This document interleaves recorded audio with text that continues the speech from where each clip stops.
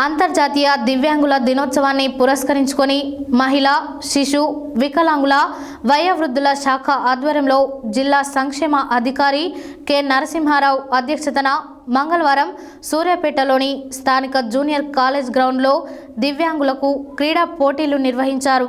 ఈ సందర్భంగా వారు మాట్లాడారు.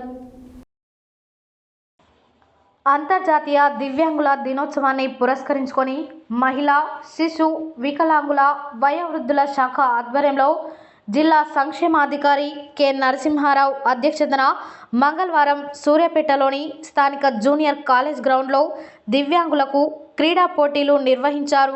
ఈ సందర్భంగా వారు మాట్లాడుతూ దివ్యాంగులు ఆటలు ఆడటం ద్వారా దివ్యాంగులలో మానసిక ఉల్లాసం, మనోధైర్యం కలుగుతుందన్నారు.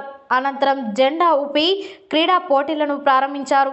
దివ్యాంగులు క్యారమ్ బోర్డ్, చెస్, పరుగు పందెం, షాట్ పుట్లో ఉత్సాహంగా పాల్గొన్నారు. ఈ క్రీడా పోటీలలో ప్రతిభ కనపరిచిన వారికి డిసెంబర్ 3న జరిగే జిల్లా స్థాయి ప్రోగ్రాంలో బహుమతులు ప్రదానం చేయబడుతుందని తెలిపారు. ఈ కార్యక్రమంలో ఏసీడీపీఓలు, కార్యాలయ సిబ్బంది, దివ్యాంగుల సంఘాల అధ్యక్షులు, నాయకులు, అపూర్వ పాఠశాల విద్యార్థులు తదితరులు పాల్గొన్నారు.